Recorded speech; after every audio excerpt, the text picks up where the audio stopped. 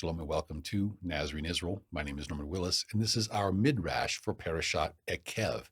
And this week, we're going to be talking about the consolations of being Yahweh's servant, or one of Yahweh's servants. We're also going to talk about the consolations of the servant that he received. And it's important. We are walking a narrow and afflicted path. It's not easy what we do. The world is against us, and the world hates us. So what do we have in consolation? What do we get, so to speak? Anytime in the world, it's like, what will it cost you? Well, what do I get? So we thought we'd take a different approach this week. We thought we'd talk about what Yahweh's offering, in other words, what you get and what he wants in return, which is everything: dedication, loyalty, putting him first in all things. So we thought we would talk about it this week, but before we get there, there's just a few interesting news items we thought we'd get out of the way. So a few weeks ago, we talked about how the Pope came out with, the Vatican came out with a nativity scene with a little baby Jesus laying in a keffiyeh, which is a traditional Muslim or Arabic headdress. So the concept is that the Pope is trying to paint Yeshua, or Jesus, as being a Palestinian. That's obviously the narrative here. So it was very interesting this week. There was an Israeli minister in a letter to the Pope said that Jesus lived and died as a Jew. Now, I thought that was very interesting because during the whole Mashiach ben Yosef episode or chapter or whatever it was back in 5777, 5776, 5777, 2016, and 2017, that was the one thing that the Sanhedrin was always saying is no Christian can be a Jew. So here we have an Israeli minister admitting that the Christian, Mashiach Yeshua, Ha-Nazaree, lived and died as a Jew. So that was very interesting. Here's the Jerusalem Post article. Minister Chikli slams the Pope for the keffiyeh nativity display. He says there's no other way to understand this decision than as a deliberate adoption of the Palestinian narrative.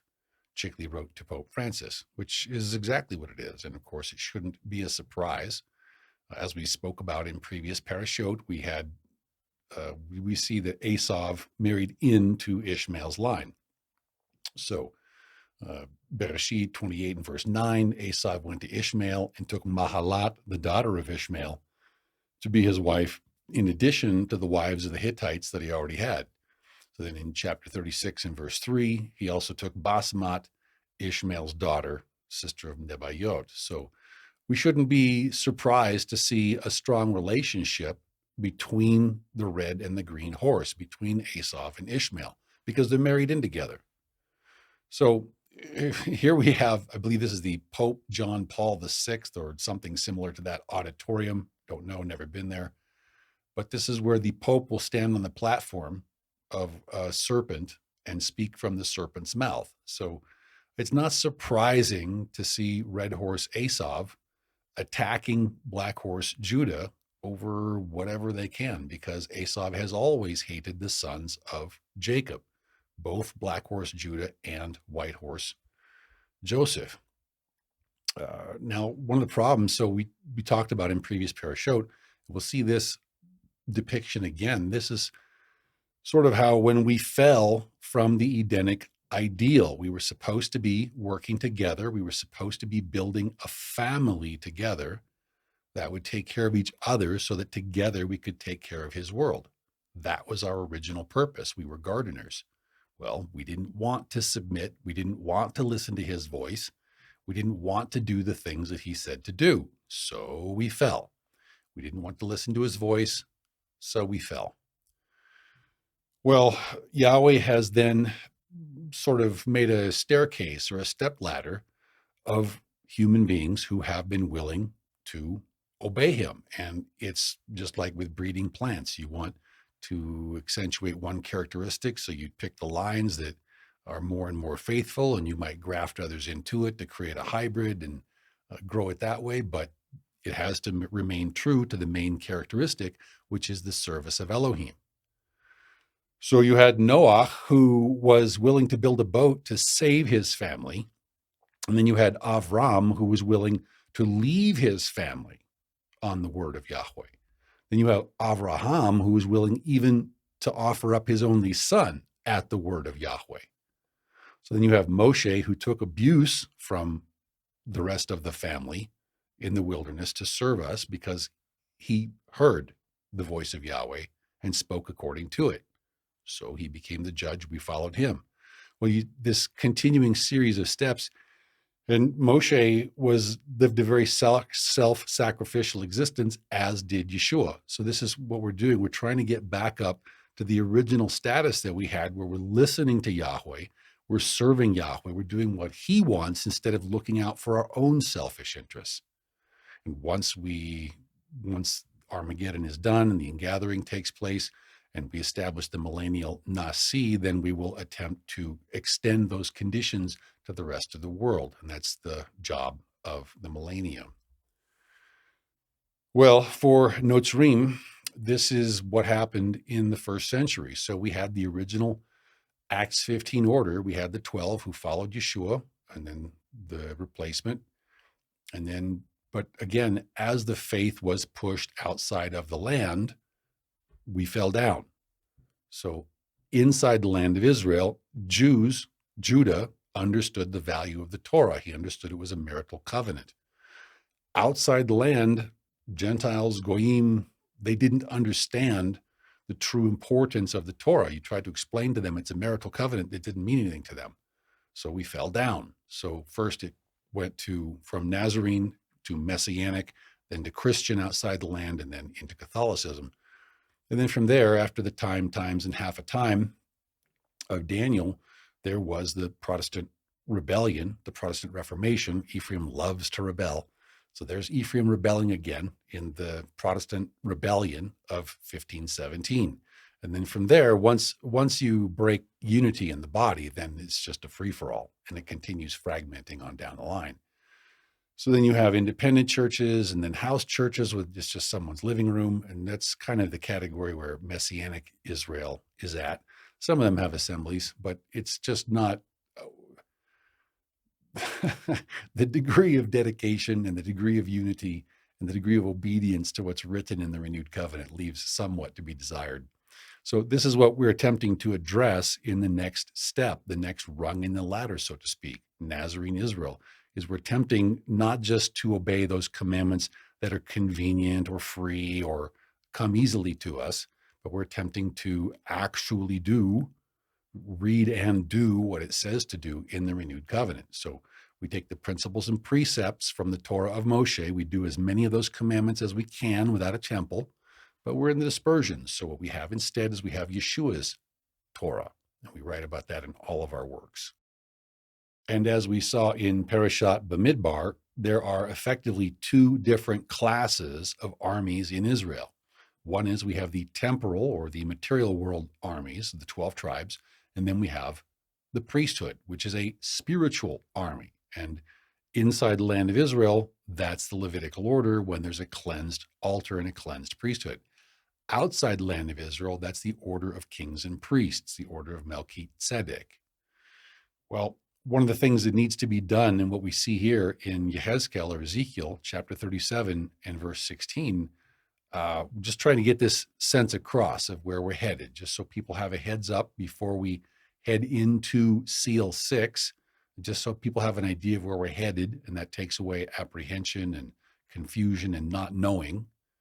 So what we need to do here, so what we see, and we'll see also in the presentation, we've seen in other presentations, and we'll see more in future presentations, but Yahweh told the house of Judah to take a stick for themselves, and this was fulfilled with the Zionist movement. It was effectively a political union with the purpose of reforming a nation in the land of Israel. So that's already been done. So that began around, well, it's been in the works for a very long time, but that began to come to fruition with these Zionist congresses of 1896, 1898, Theodor Herzl and the Jewish state. But then we see that the next step is we're supposed to take another stick for ourselves and write on it for Joseph, the stick of Ephraim, and for all the house of Israel, his companions. So this is for the white horse. This is the stick that we as Ephraimites need to take. And I would like to ask for your prayers. I keep trying to get people to understand. So I'm being emphatic. I'm trying to drive the point home. I'm trying to help people understand this is a big deal. So we see Judah being very active. We see Judah making all sorts of sacrifices and efforts of time and dedication in order to follow their ideals. Now, they're trying to build the wrong kind of a kingdom, but they're trying to build a kingdom nonetheless. And Ephraim, I hate to say it, but for a bunch of doubly fruitful people, we sure are doing a double bunch of nothing.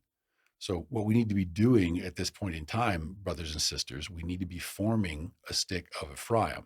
So we can't do it in our own power and strength, but we need to be praying for the stick of Ephraim or the stick of Joseph to form in the hand of Ephraim so that we can come home.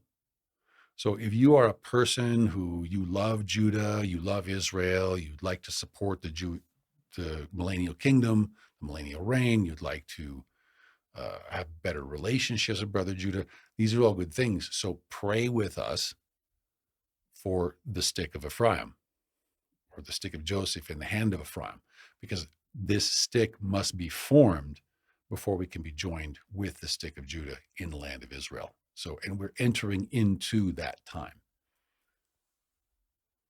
Now, in this parashah, we're going to see various themes. And what we're seeing in Ekev is the costs of getting involved in building the kingdom of Elohim as a nation.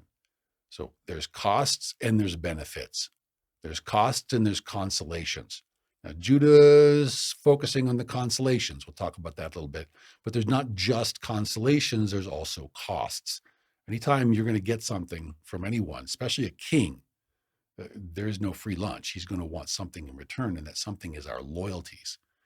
So the question is for all of us, have we truly sat down to count the cost of helping our husband to reestablish the nation of Ephraim? Because just as Judah had to come together to form a stick, Ephraim has to come together to form a stick also.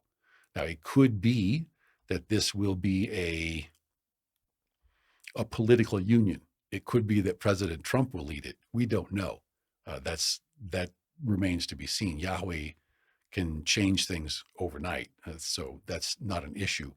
But one thing that we do know is that just before Yeshua ascended, the disciples were asking him, Adon, will you at this time restore the kingdom to the house of Israel, meaning the kingdom to the 10 tribes of Israel? Okay, so they knew that this was Yeshua's purpose, was to start a movement to go into the nations that one day would bear fruit in these end times. And so Judah rejects Yeshua because he wasn't a great military leader, they think. What they don't understand is all these reserves that you see in the Protestant Christian nations that side with Judah in the Genesis 35 alliance, these are all the fruit of Yeshua's work. These are all the fruit of the seed called Yeshua. So all this support you see in the Genesis 35 alliance is the fruit of Yeshua's planting himself. So the disciples come to him and say, are you going to at this time restore the kingdom to Israel? And he rebukes them. He says, it's not, he rebuke them. He says, hold up. It's not for you to know the times of the seasons. Okay, it's not your business. Don't worry about it. That's not the thing. That's not today. So let's focus on today. Verse 8, but you shall receive power when the set-apart spirit has come upon you, and you shall be witnesses to me in Jerusalem and in all Judea and Samaria and to the end of the earth. So what he's saying is, let's just plant this seed and water it day by day. It's going to grow. Don't worry about when it's going to come to fruition. It's going to come to fruition in its time. Let's just focus on right now, today. So with that background, let's come to the Torah portion for Ekev. We come to Devarim or Deuteronomy chapter 7 and verse 12. So again, we're going to take a slightly different approach. We're going to talk about what does it cost and what do you get. So he says, then it shall come to pass because you listen to these judgments. Okay, so that's something we need to do. We listen and we need to hear intelligently. Again, not just hearing them, but hearing with an intent to perform them. He says, so to shema these judgments and keep and do them. That's when Yahweh, your Elohim, will keep with you the covenant and the mercy which he swore to your fathers. So there's an obedience relationship involved. And if we will obey his commandments, verse 13, it says he will love you and bless you and multiply you. He will also bless the fruit of your womb and the fruit of your land, your grain and your new wine and your oil, the increase of your cattle and the offspring of your flock in the land which he swore to your fathers to give you. So we have to obey, but this is what we get. He says, you'll be blessed above all peoples. There shall not be a male or female barren among you or among your livestock. And Yahweh will take away from you all sickness and will afflict you with none of the terrible diseases of Egypt, which you have known, but will lay them on all those who hate you. And remember, we're told there are many plagues coming into the end times. So he's promising to protect us from all those if we will obey him.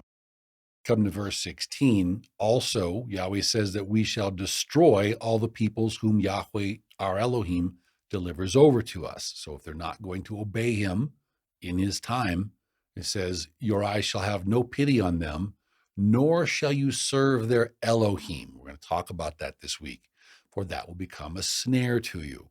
And that just seems to be what both houses love to do. Like it says through all the prophets, we love to serve false Elohim, whom our forefathers have not known. Verse 22, it says, if we will obey, Yahweh your Elohim will drive out those nations before you, little by little. You will be unable to destroy them all at once, lest the beasts of the field become too numerous for you. But Yahweh your Elohim will deliver them over to you, and they will inflict defeat upon them until they are destroyed. So now this is a difficult thing that probably they don't teach in a whole lot of churches because they don't focus on this kind of thing in the church. But what we see here is that Yahweh is promising that we will belong to his armies, and the goal is to retake the world for him in love and in patience, to extend the conditions of Eden to the whole world in his way and in his time. Father willing, we'll when we've made a whole year of the Parashat, we hope to give you more details on that in video. But what he says in verse 24 is, he says, Yahweh will deliver their kings into your hand, and you will destroy their name from under heaven. Now, this is something that maybe a lot of Ephraimites have never thought about because they were never presented with this kind of mentality in the church. But the problem is, we're not called to stay in the church. We're called to leave the church and the church system. It's the Roman amphitheater system. You file in, you pay your money, you watch your show, and then you file out. And maybe you adore, maybe you love, maybe you are in awe of the presentation, but nothing changes. You don't disciple. You don't really change inside. That's the wrong system.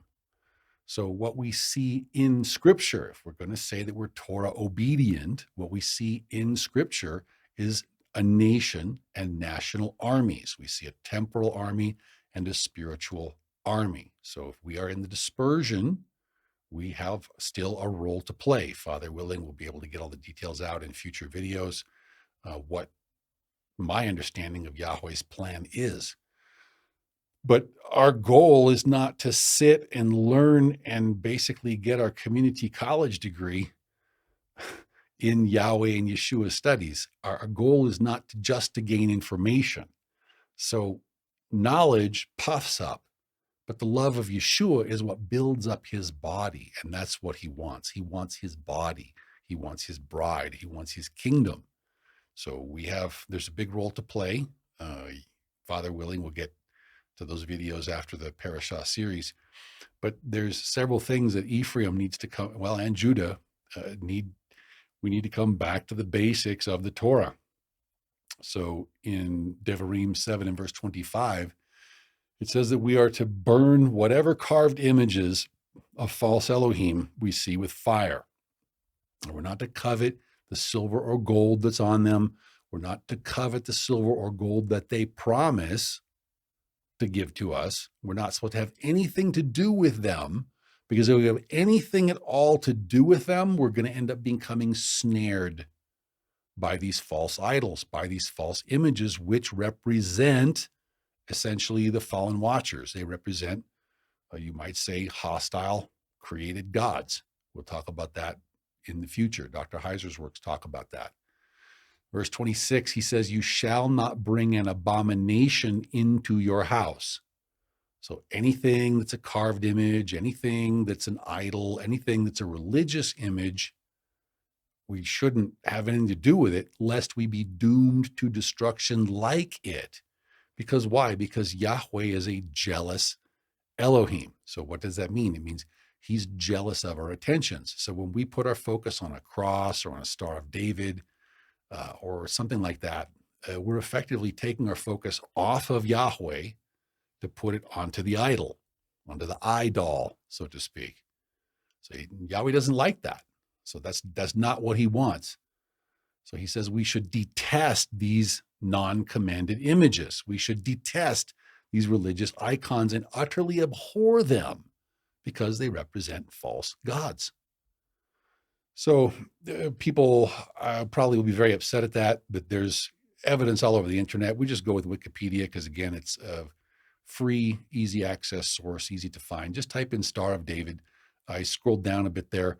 So its association as a distinctive symbol for the Jewish people and their religion dates back to the time of King David. Nope, back to 17th century Prague. Okay, so that's the first time that it was used in a religious sense, was in 17th century Prague. There's a few instances of it being used here and there.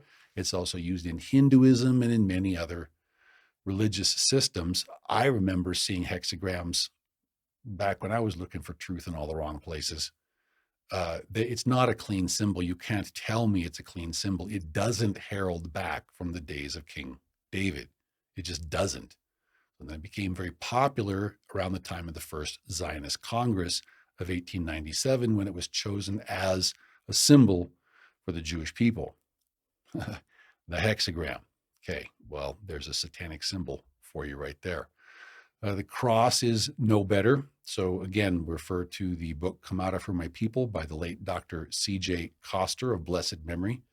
And his thesis in the book is that effectively the Asavite Red Horse Church, doesn't use the red horse, that's not in his work, but it's the Asavite Church is tainted with sun worship from the Babylonian mystery religions.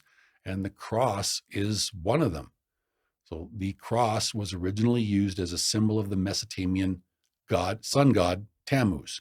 It was used centuries before the Christian era. That's just AI. I went to type that in on Google. Cross of Tammuz. And so the cross is the shape of the letter T or the Tav, which is in Tammuz's name. And then there's various, what do you call them? Various traditions with regards to exactly what role Tammuz played, but he's associated back to the days of Nimrod. He's associated back to the days of the Tower of Babel.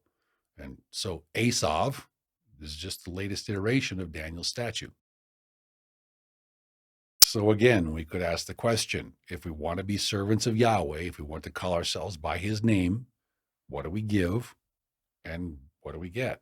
So not that anyone would treat him like a thing of the world like that, but what we would see is that we need to obey every commandment that he commands us today. We must be careful to observe them, to shomer them, to keep them. So one question is, are we keeping the commandments that we know of? Are we keeping them? Okay, honor system. Every one of us will stand before the throne alone. He says, if you'll do that, I will let you live. And not only that, I'll let you multiply. And not only that, I'm going to let you go in and possess the land of which Yahweh swore to your fathers. Come to verse 3. But there's costs. We have to prove ourselves. We have to prove our loyalty. We have to prove that we're worth it. So many people in Ephraim, it just seems like they received the invitation to try out for the Olympics. They think they've already won the gold medal. So it's like, the old saying is, we're not going to walk arm in arm with the Apostle Shaul just because we read some of his epistles. So the thing is, it's a performance-based activity. It's not a spectator sport. It's a participant sport. So we have to get skin in the game, or we're not really fulfilling the intent. So the minimum standard is to tithe and contribute financially. If you truly don't have time, then at least you can still put your mina on investment with the bank, so to speak. But the idea is that we will love him so much that we will want to keep every commandment, even when times get hard, even when, in verse 3, he humbles us and allows us to hunger, and he has to feed us with manna which we don't know, that we're still zealous for him. So he wants us to know that we're not supposed to live just by bread, just by dollars, just by bank accounts, but rather we live by every word that comes out of his mouth. We live and die by his favor. So we need to be honest about it. We need to live that way. We need to live the way we hope our children will learn to live, to give them that proper example. Verse 7, Yahweh says that if we will do that, he's going to bring us into a good land. It's a land with brooks of water, fountains and springs that flow out of the valleys and hills, and there's all the food that you could want. It's a land of wheat and barley, vines, fig trees, pomegranates, a land of olive oil and honey, all the delicacies of the Mediterranean. Verse 9, a land in which you will eat bread without scarcity, if you're doing it his way, in which you will lack nothing. That's what he's saying. If you'll obey me, if you'll hear my voice and do what I tell you to do, including all my written commandments, you will lack nothing. So what does it cost? And what do you get? It says it's a land whose stones are iron and out of whose hills you can dig copper. When you've eaten and are full, then you'll bless Yahweh your Elohim for the good land which he has given you, meaning we're going to be very satisfied. We're going to know that we live in a very good land. That's worth a lot. Verse 11, he says, the thing is, beware that you don't forget Yahweh your Elohim by not keeping his commandments, by not keeping his judgments, and by not keeping his statutes, which I command you today. So are we keeping them or not keeping them? All of them. He says, lest when you have eaten and are full, and you've built beautiful houses and you dwell in them, verse 13, and when your herds and your flocks multiply and your silver and gold are multiplied, that all you have is multiplied. So then your heart becomes lifted up and you forget that we all have a calling to get skin in the game and participate in the Great Commission. We forget Yahweh our Elohim, who brought us out of the land of Egypt and from the house of bondage. And we say in our heart, I don't need to give anything back to the Great Commission. My power and the might of my hand have gained me this wealth. Well, that's when we should remember Yahweh our Elohim, for it's he who gives us the power to get wealth, that he may establish his covenant, which he swore to our fathers, as it was then, as it is still today. We have to ask ourselves, do we believe him? So we have to humble ourselves to say, he's blessed me because I obey him. So that's not the time to stop obeying him. Verse 19, then it shall be, if you by any means forget Yahweh your Elohim, and you follow other Elohim, and you serve them and worship them, meaning if you put your focus on them to serve, you're taking your focus, because Yahweh is enthroned on the praises of Israel.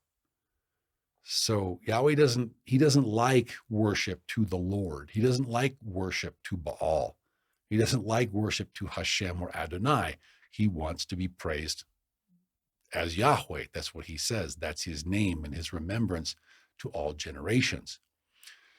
He says, then it shall be, if you by any means forget Yahweh your Elohim, to follow other Elohim, Adonai, Hashem, the Lord, and serve them and worship them, meaning you follow their Babylonian religious traditions instead of doing what Yahweh's word says to do.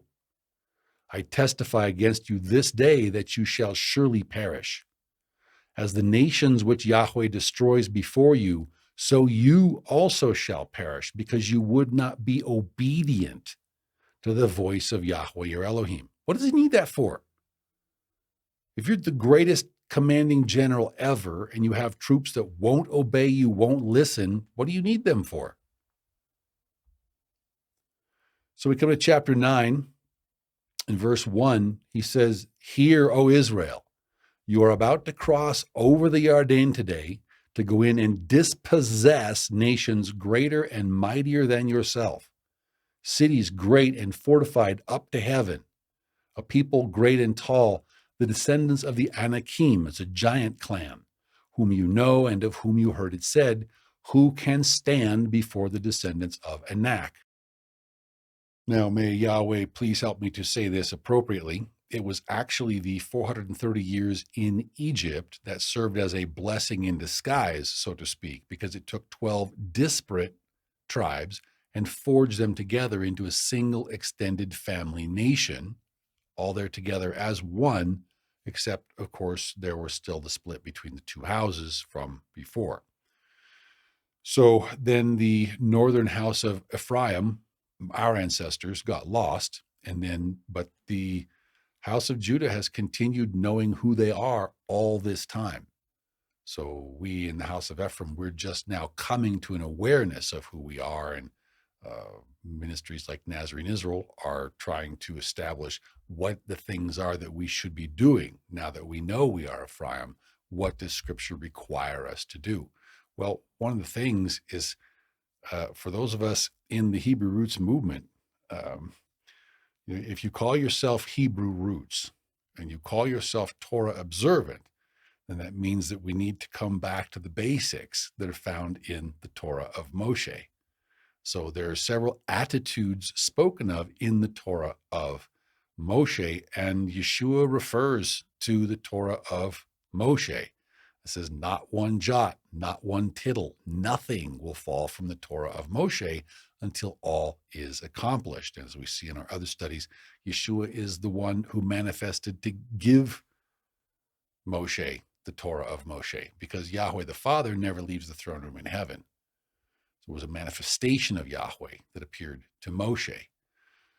So he manifested in the first century as Yeshua, and his disciples went into the nations to look for lost Joseph. And after the series of wars that are coming, we will again come together after Joseph forms a stick in the hand of Ephraim. Then we can come together in these end times. We'll talk about that more in other upcoming videos, Father willing. But the point is, Judah and Joseph need to come together in right order, so then together we can extend the conditions to Ishmael, because Ishmael's doing his own work. So, but the very first thing is that the house of Joseph has to form a stick in the hand of Ephraim. So the thing is, as Yahweh says in Devarim chapter 9 and verse 6, he says, we need to understand. We need to get it. We need to sit with it until we get it. That Yahweh, our Elohim, is not rewarding us. He's not calling us back, and he's not going to give us the good land because we are a righteous people. Okay, we need to know that, because we're a stiff-necked people. We're always trying to replace the Torah of Yahweh with something else and say it's the Torah of Yahweh. So the brother Judah replaces it with the Talmud. Ephraim replaces it by doing nothing, or just by doing the easy parts. Torah light, Rav Reuven calls it. So verse 7, he says, remember, do not forget how you provoked Yahweh your Elohim to wrath in the wilderness. Okay, we're not supposed to forget that. We're supposed to remember that we are a corrupted representative. We're corrupted witnesses. We're corrupted people. We're fallen. And we're supposed to not forget how we provoked Yahweh our Elohim to wrath in the wilderness, because from the very day we departed the land of Egypt until we came to the place that Moshe is speaking, we have been rebellious against Yahweh. So both houses, each in their own way, we've been rebellious against Yahweh. So in chapter 10 and verse 12, he asks, now, Israel, what does Yahweh or Elohim require of you? Okay, this is the costs. If we want the benefits, this is the cost. Okay, he wants us to fear Yahweh or Elohim. Okay, fear is the beginning of wisdom. If we don't have fear of Yahweh, we're not going to do what he says to do. Better that we obey out of love, but at least we should obey out of fear. He wants us to walk in all of his ways. He wants us to love him and love his son. He wants us to serve Yahweh, our Elohim, with all of our heart, with all of our soul, and to keep these commandments and the statutes that Yahweh is commanding us, because ultimately they're for our good. So everything he's commanding us to do, we say, wow, that's so much. Wow, I just can't imagine, tithing and organizing and doing all the things that Yeshua says to do, and doing all the things that I'm just not sure. Okay, these are all for our good, that we might live and be blessed. Verse 16, he says, therefore, circumcise the foreskin of your heart and be stiff-necked no longer. Okay, so that means no longer receive the teachings and don't get in step with what Elohim says to do. He says, for Yahweh your Elohim is Elohei ha-Elohim and Adonai ha-Adonim. He's the Elohim of Elohim, and he's the master of masters. So he's Ha'el, Hagadol, Hagibor, Vahanorah. He shows no partiality, nor does he take a bribe. So you're not gonna bribe him. So he wants our obedience, or that's it. So we're not going to bribe him, and he shows no partiality. So why would we think we get off? So verse 18, he says, he administers justice for the fatherless and the widow. He loves the stranger. So Yahweh loves the stranger, giving him food and clothing. Okay, Brother Levi, the Sanhedrin, in verse 19, it says, therefore love the stranger, for you were strangers in the land of Egypt. Okay, so what is this B'nai Noach program? Okay, he says to love the stranger, for you were strangers in the land of Egypt. He says, you shall fear Yahweh your Elohim, and you shall serve him, and to him you shall hold fast, and take oaths in his name, Yahweh, not Hashem, not Adonai, there's some, I'm not sure how many letter name, some 40-letter name or something like that. None of that.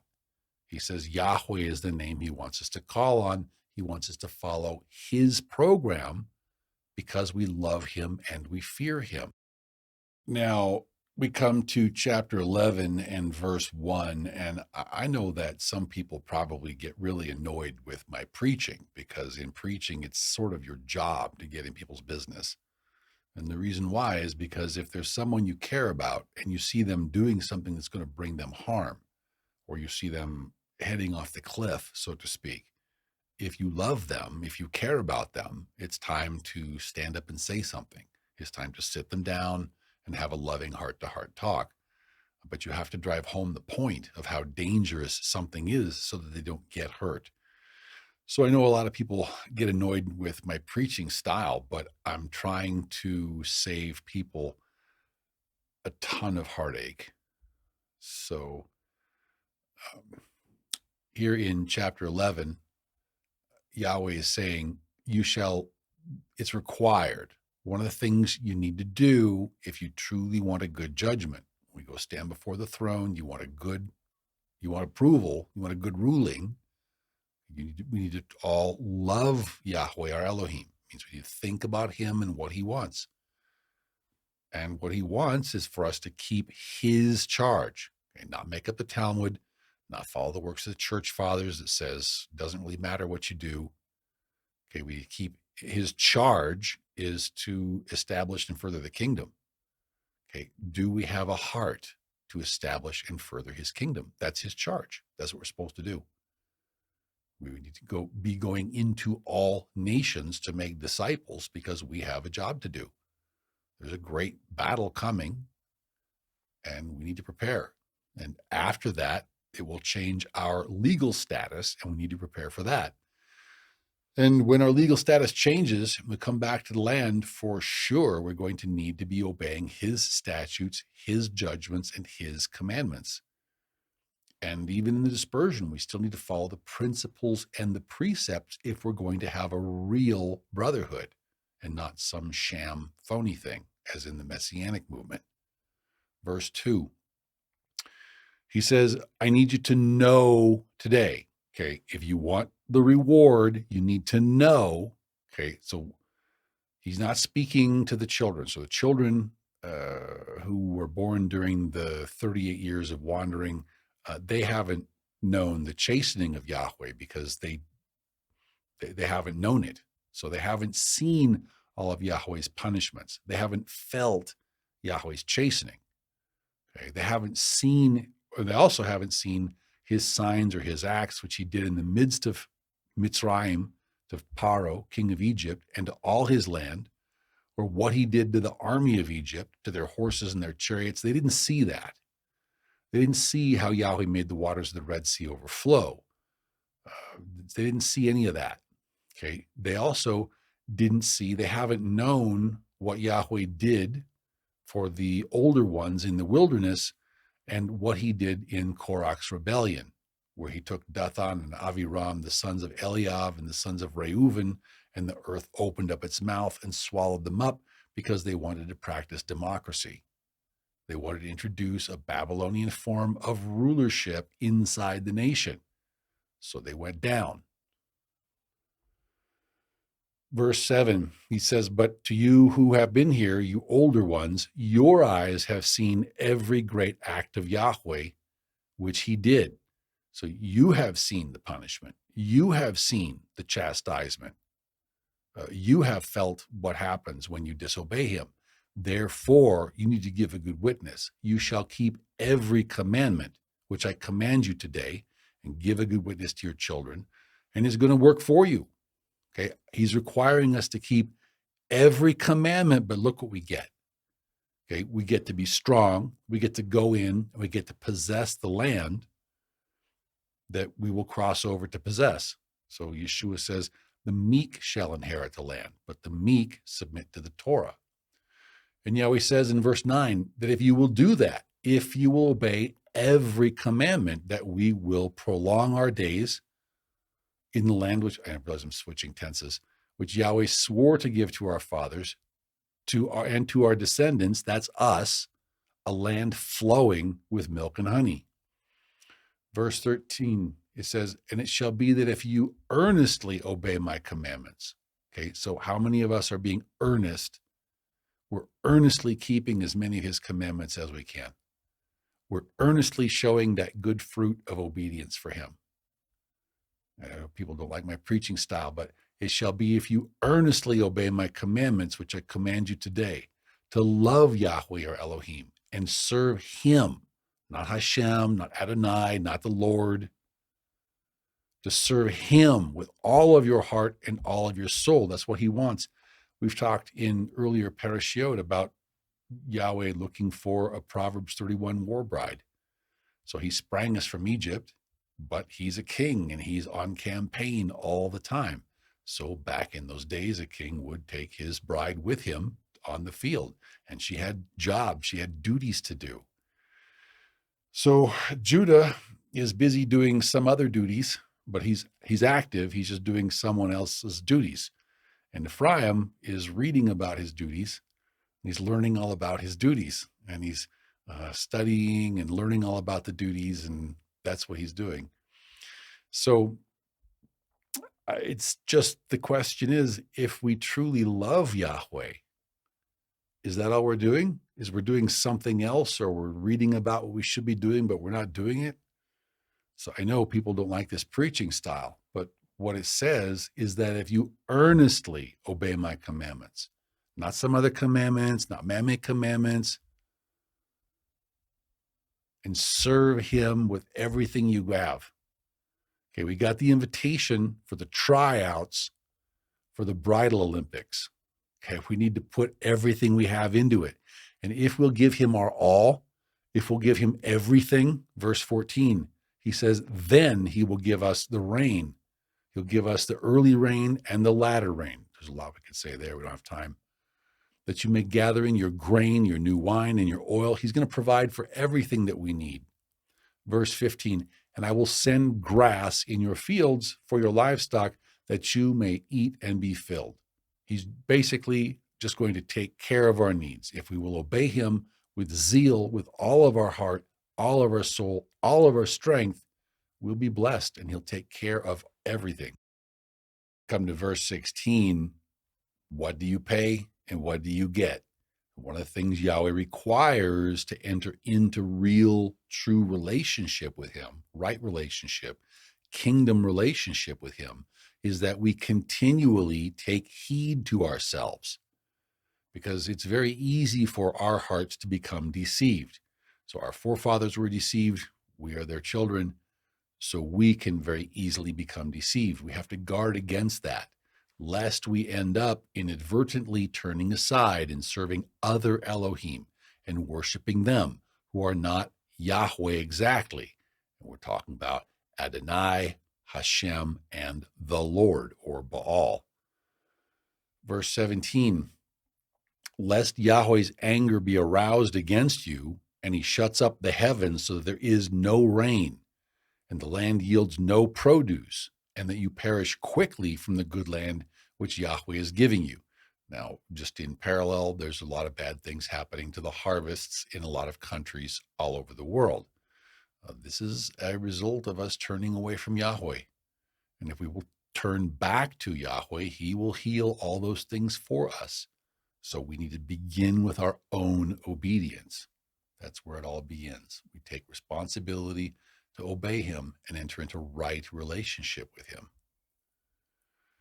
Verse 18, he says, therefore you shall lay up these words of mine in your heart and in your soul, and bind them as a sign on your hand, and they shall be as frontlets between your eyes. Now, we explained last week, we have a study why we don't use tefillin, why we don't bind tefillin, and also why we don't put the mezuzah.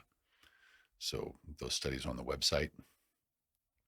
Verse 19, he says, you shall teach them to your children. And this is in the sense of diligently teaching them to your children.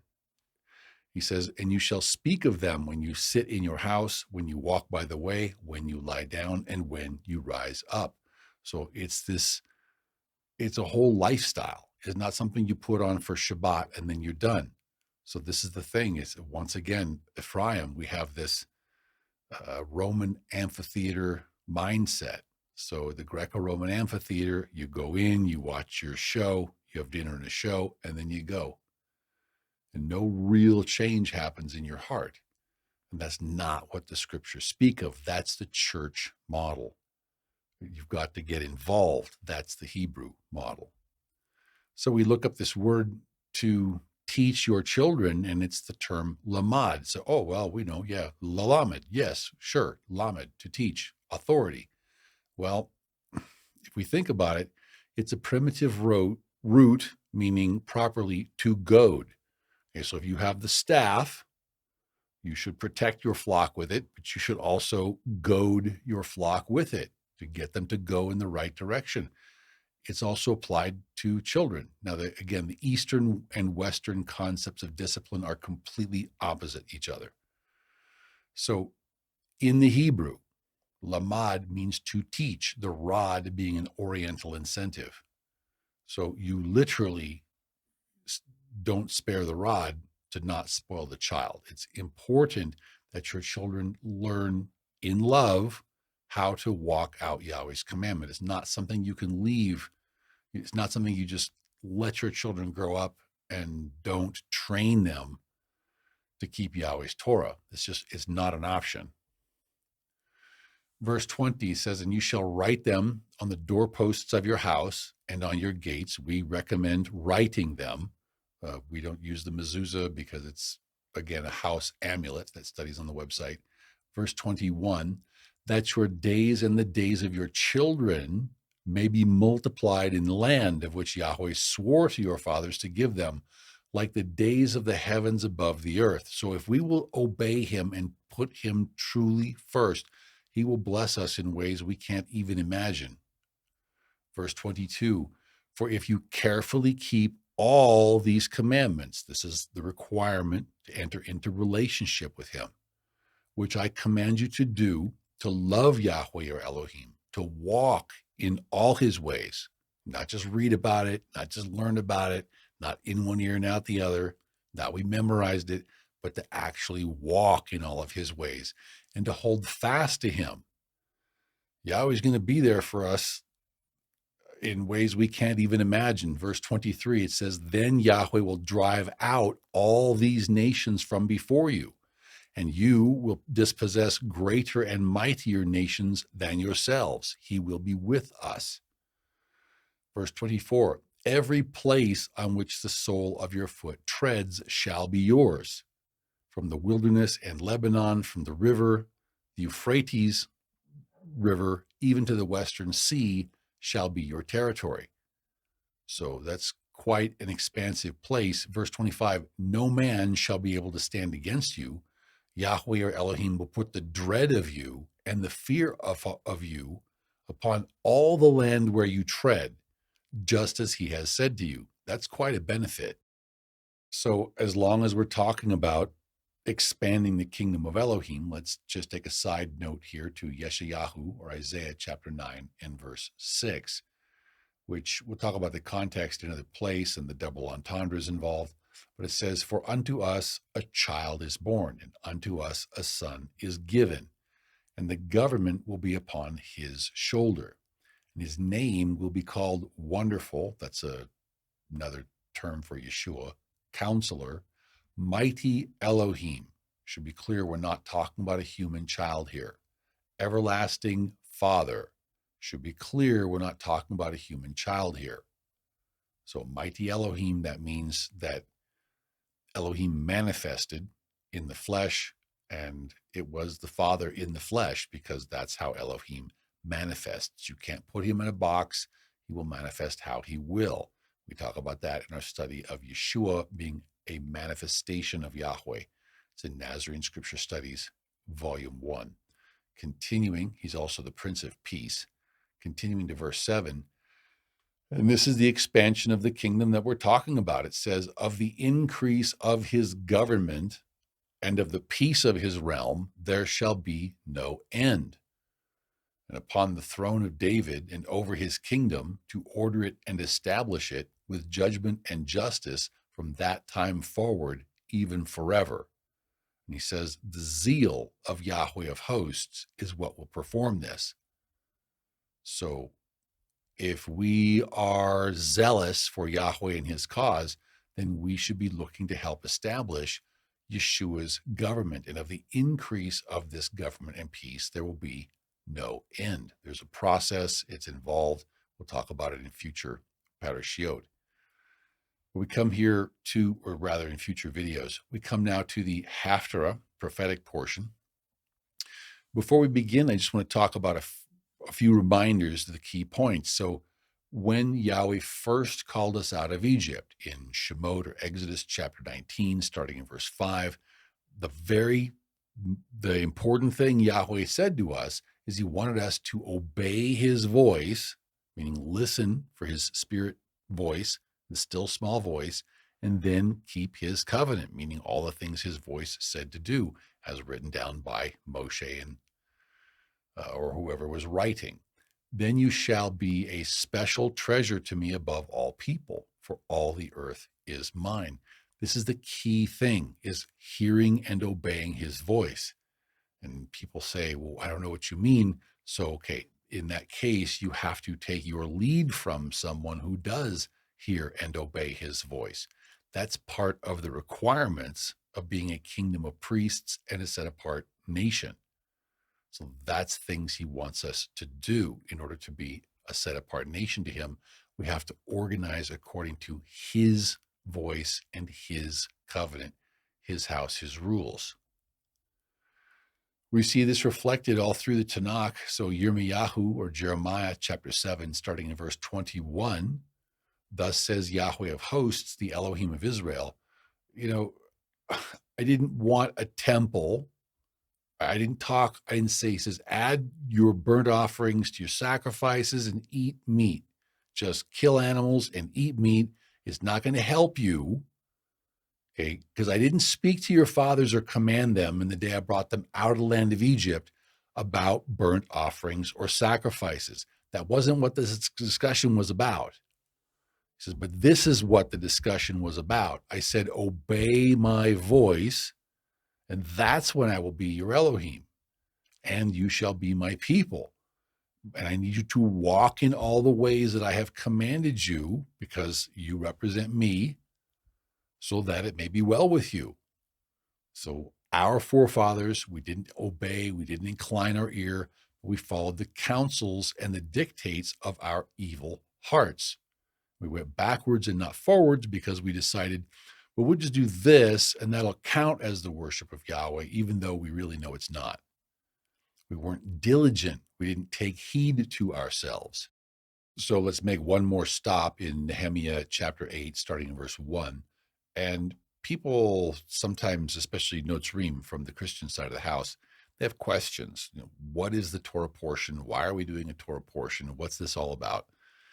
Well, basically, we do a Torah portion because Yeshua did the Torah portion, and we're attempting to imitate his faith as a Jew and as an Israelite.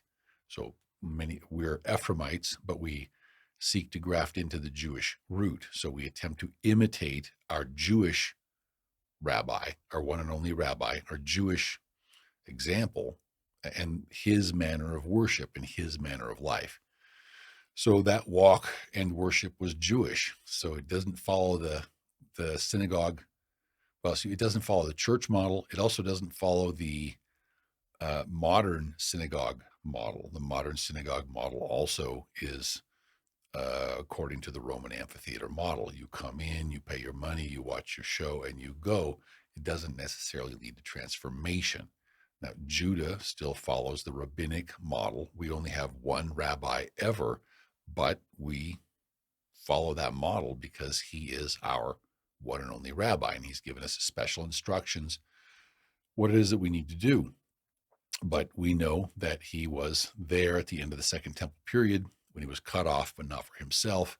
So that is the manner of worship that we prefer. That's what we want to do.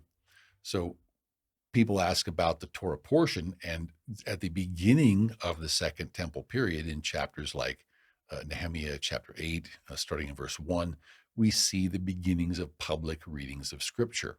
Obviously, the people they just got back from Babylon. They didn't want to go into Babylon again, so what can they do? So they instituted public Scripture reading, because before that, effectively, you had the Levites who had access to the scrolls. Probably the king also had access to the scrolls. Your average person didn't have access to the scrolls, and they didn't also have public readings. So it made perfect sense just to institute public readings so that people could hear and obey. But one of the things they didn't know is, until just this week, is that the Haftarah portion actually is somewhat choreographed by Judah. I don't know if these rules were made in the days of Ezra and Nehemiah or if they were instituted later, but there's a choreographed way for the Haftarot to take place. So I'm just learning this week that there's a special set of Haftarot that are to be read in and around Tisha B'Av, which is the 9th of Av, which is the date that is is an observance of mourning because of the destruction of both temples. And it says, this is just Wikipedia, it says special Haftarot, meaning passages from the Nevi'im of the prophets. But there are 3 of affliction for 3 weeks of mourning that are read in the synagogue on each Shabbat of the 3 weeks of mourning, in between the 17th of Tammuz and the 9th of Av. These prophecies of Jeremiah and Isaiah predict the fall of Jerusalem for disobedience, and this is unlike most of the Haftarot of the yearly cycle. But so then you come to, and then it continues, and we drop down a bit, and then you have, after the 3 weeks of mourning, you have the 7 weeks of consolation. And it says that special well, there's always special readings on the special Shabbat, Shabbat Nachamu, which was last week. So the Shabbat immediately after, which is the Shabbat immediately after Tisha B'Av. So Shabbat Nachamu, or the Shabbat of comfort, takes its name from the first word of the Haftarah for last week's parashah, Yeshayahu 40, verses 1 through 26, which speaks of comforting the Jewish people for their suffering.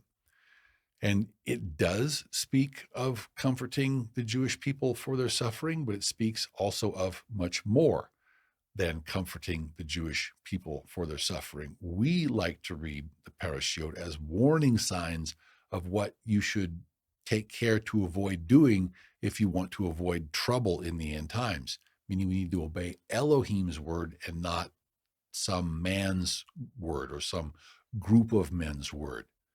Because if it doesn't agree with the words of Elohim, it's wrong. So, though we continue in the Wikipedia article, and it says that the section, the Haftarah, Yeshayahu chapter 40, which we saw last week, speaks of comforting the Jewish people for their suffering. True. So, Nachamu, Nachamu Ami. So, be comforted, my people or my nation. It says, and the Haftarah is the first, this last week, in the cycle of 7 Haftarot of consolation after Tisha B'Av, leading up to Rosh Hashanah, which Judah places at the end of summer, which is opposite than what Exodus chapter 12 and verse 2 says. We'll have to open that. We'll have to unpack that some other place. But so we come here to zera.org, Chabad.org, and it has an article on the 7 degrees of consolation. And so it has some, again, everything revolves around Tisha B'Av. I did not know that, but this is why we're reading these particular parashiot at this particular time. And again, rabbinic Judea will be 6 months out of sync with our reading because we're starting our series in the first month and not the 7th month.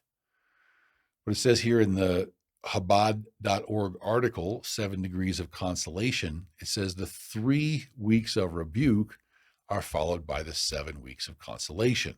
So then for 7 weeks in the Haftarot, so this would be the second week, beginning with the Shabbat after the 9th of Av or Tisha B'Av, the Haftarah readings consist of prophecies describing Elohim's consolation of his people, that's true, and the rehabilitation of their relationship. And I guess I'm going to have to take issue with that. I'm going to have to challenge that one. That we don't see that as being accurate. So they list right there what are the verses that are effectively, I want to say this in a respectful way, but these verses are carefully selected, or you might say that they're cherry-picked, so to speak, in order to support this particular narrative, that it describes Elohim's consolation of his people and the rehabilitation of their relationship. So if you count punishment, extreme punishment, as the rehabilitation of the relationship, then I guess I get your point. But to us, the point would be to avoid the punishment through obedience to his word and not our own words. And we're going to see this slide again in a little bit. But notice there's a gap in between Yeshayahu 52 and Yeshayahu 54. We'll come back to that later. I guess we'll talk about it now. This is a book that was done by now Dr. Eitan Bar called Refuting Rabbinic Objections to Christianity and Messianic Prophecies. So there's the link if you want the full article. But we take, this is from chapter 4, Dr. Eitan Bar's Refuting Rabbinic Objections, and he quotes an author, and he says, the 17th century Jewish historian, Raphael Levy, admitted that long ago the rabbis used to read Isaiah 53 in the synagogues, but after the chapter caused arguments and great confusion, the rabbis decided that the simplest thing would be just to take that prophecy out of the Haftarah readings in the synagogues. And we'll take a look at that in just a moment. And it says that's why today, when Yeshayahu 52 is read, the reader stops in the middle of the chapter, and the week after that, the following week, skips straight to Isaiah 54. So this is the text. If anyone has this book and knows a page citation, it'd be great to get a screenshot, or I'm not sure if anyone has it on a Kindle resource, or if you can take a scan. It'd be great to get a better citation for that quotation. But that's the book. That's a Jewish author, Raphael Patai. So let's come back now to this Chabad.org article on 7 degrees of consolation. So the 3 weeks of rebuke are followed by the 7 of consolation. So for 7 weeks, beginning with the Shabbat after Tisha B'Av, the Haftarah readings consist of prophecies describing Elohim's consolation of his people. We agree completely. And the rehabilitation of their relationship. So we don't understand that point yet. So that's, to us, it seems that that's not what it's a punishment situation. It needs to be avoided. It needs to be repented of before it takes place. So then they have the 7 weeks listed. So Yeshayahu 40, 1 through 26. We had that last week. And then 49. So they have half a chapter, and then 50, and then 3 verses of 51 that we'll see this week. And just to say it, sometimes people have a question: why is it, why is it just a snippet here and a snippet there? Why is it? So the verse numbers weren't instituted until the Middle Ages. So it was the Catholic Church actually that put the verse numbers before Judah. That's what they have. So that's why the verse numbers look strange to Christian eyes. They're not really. This is just what existed before the numbering system. So, but you have the last part of 49, 50, and then 3 verses of 51. Then you have the last half of 54 and up a little of 55. But then you have then you have 51 through 52. So basically a chapter's worth in there. Then there's a gap. But there's only 10 verses. So Yeshayahu 54, 1 through 10. So that's a very short reading. What used to be paired with that, perhaps? Chapter 53. So then chapter 60 and chapter 61. So that's what the discussion is. So, and what we see is that Judah is focusing on these verses. Judah is, I want to say this respectfully, but is effectively cherry picking these verses in order to prove their agenda. So, and we would question the agenda. We don't believe it's a valid agenda. So this was last week, Yeshayahu 40, starting in verse 1, Parashat Ekev. So comfort, yes, comfort my people, says your Elohim. So yes, he does speak of comfort, but let's take a look at what's going on there. Let's have a realistic vision. He says, speak comfort to Jerusalem and cry out to her that her warfare is ended and that her iniquity is pardoned. For she has now received from Yahweh's hand double for all of her sins. Okay, well, why are we sinning? Okay, shouldn't we be repenting of sinning instead of rejoicing that we survived what's coming because we wouldn't turn back to Yahweh? We wouldn't turn back to our Elohim. We wouldn't obey his voice. We'd prefer to receive double from his hand. So these are decisions every head of house can make for his house. But for me, there's only one logical choice, and that is to give Elohim what he wants. So now we come to the next chapter, chapter 41, and we're going to start to see a pattern that's very interesting. So there's this whole set of chapters at the end of Yeshayahu that run together over common themes. And we question if all you're doing, back up 2 slides, if all you're doing is cherry picking Yeshayahu and you're not actually reading Yeshayahu, then how do you get the full context? How do you understand what Yahweh is really trying to say to his people instead of just comforting his people? I mean, it gets to be a little bit crazy when you think about it, because what you got is that Yahweh is punishing his people for not obeying him. And then so rather than change, his people mourn for 3 weeks and then feel comforted for 7 weeks, and then it's back in the saddle and do it all over again. or what is it that happens? Because if you're getting this cherry-picked list that doesn't contain chapter 41 or chapter 42 or chapter 43 or chapter 44, 45, 46, 47, 48, part of 49, you're getting a cherry-picked list.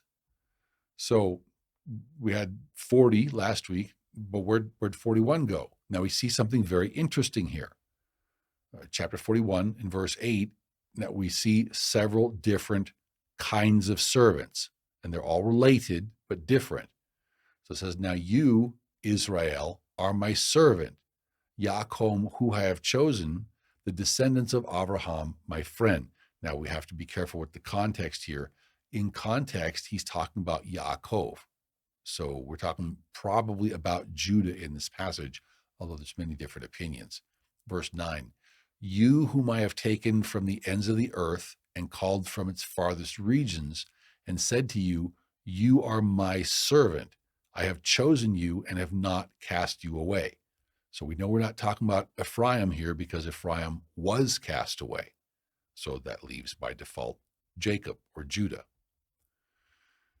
Chapter 42, also not included in the list, but now we have a different listing. He says, behold, my servant whom I uphold, my elect one. This is a different kind of servant.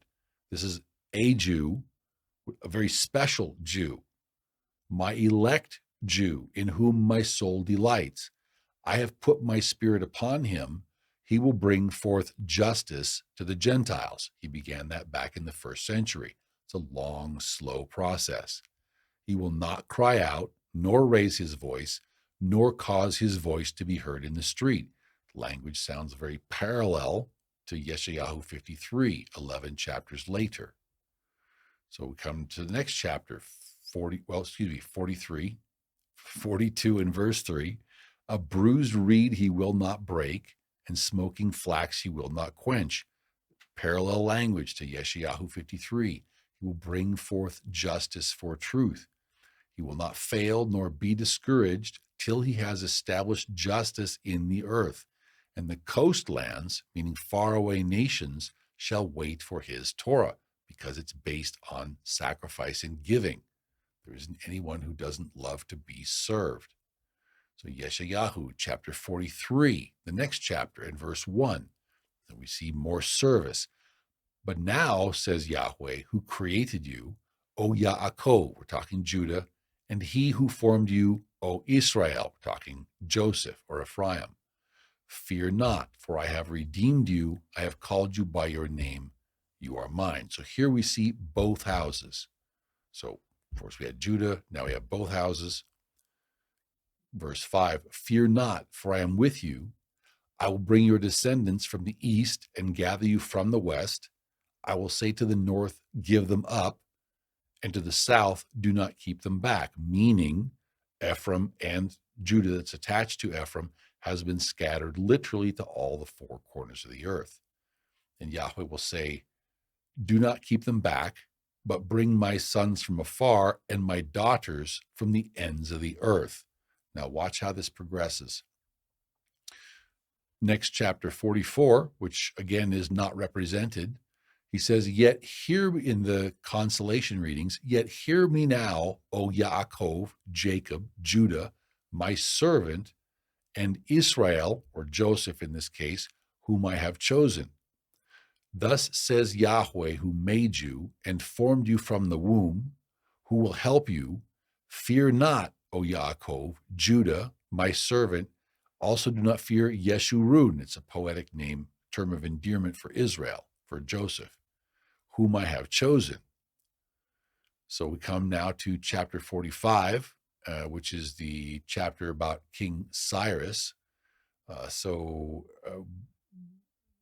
here thus says Yahweh to his anointed, to Cyrus in verse 1, whose right hand I have held. So let my people go home.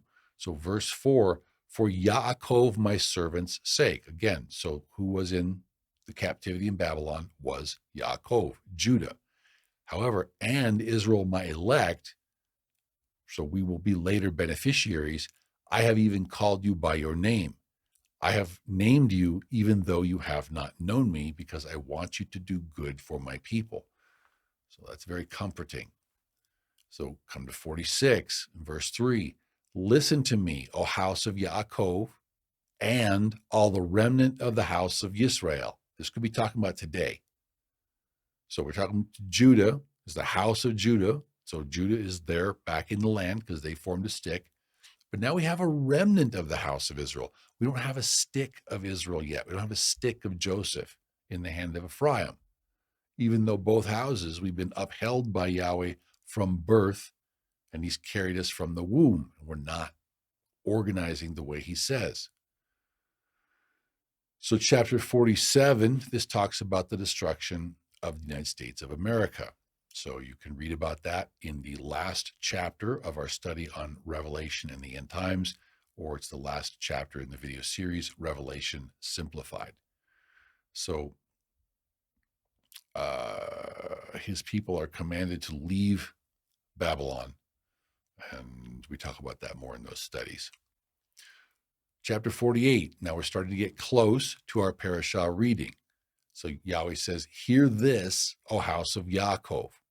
Judah is back in the land, who are called by the name of Israel, because they called it the state of Israel.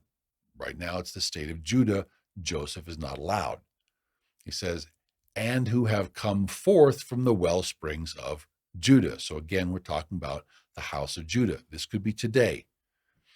And make mention of the Elohim of Israel, but not in truth or in righteousness, because why? Because you're keeping the Talmud, not the Torah. Verse 2, it says, for they call themselves after the set apart city and lean on the Elohim of Israel, because you know you need him. You know you need his protection, but you don't want to obey him. Yahweh of hosts is his name. So it's hard giving up our own personal sovereignty and giving it to our king. Now, chapter 49, starting in verse 1. So just to get the full context, we're going to start here in 49 a little bit later, but just to get the full context of what we're talking about in this parashah. So it says, listen, O coastlands, to me. Now, this is one of the servant songs or the servant poems. This servant is a very special servant. He is Jewish, but he's a special Jew. Who could it be? He says, listen, O coastlands, referring to faraway nations. Listen to me and take heed, you peoples from afar, all you Gentile Goy nations. Yahweh has called me, the servant, from the womb. From the matrix of my mother, he has made mention of my name. He has made my mouth like a sharp sword. A lot of people don't like my preaching style. They think I'm too direct. They think I'm too much to the point. Okay, Yeshua's mouth is like a sharp sword. In the shadow of his hand, he has hidden me and made me a polished shaft. In his quiver, he has hidden me. So Yeshua, he's likening himself to an arrow. So men can be struck in the heart and repent so their souls might be saved. So we come to verse 3, and there's a few different interpretations, but I want you to get the full context of this so you understand what's actually being said by the time we get to this week's Haftarah, because there's a lot more going on there than just comfort. So, and he said to me, you are my servant, O Israel, in whom I will be glorified. So speaking to Israel, there's different interpretations. Then I said, and again, it's interpretations of who's speaking, I have labored in vain. I have spent my strength for nothing and in vain. Yet surely my just reward is with Yahweh and my work with my Elohim. Both Judah and Joseph can claim that. Verse 5. And now Yahweh says, who formed me from the womb to be his servant, the special Jewish servant, first to bring Yaakov back to him. So he ministered first to the 12 disciples, so that Yisrael will then be gathered to him. And those disciples went into the world with the Great Commission. And we need to be so thankful. He says, for I shall be glorious in the eyes of Yahweh, and my Elohim shall be my strength. In verse 6, the special Jewish servant is still talking. He says, indeed, he says, Yahweh says, it's too small a thing that you should be my servant to raise up the tribes of Yaakov and to restore the preserved ones of Israel. We'll look at that in just a moment, but to raise up the tribes of Yaakov, Yeshua came first to Judah, and then to seek out the preserved ones of the lost northern house of Israel.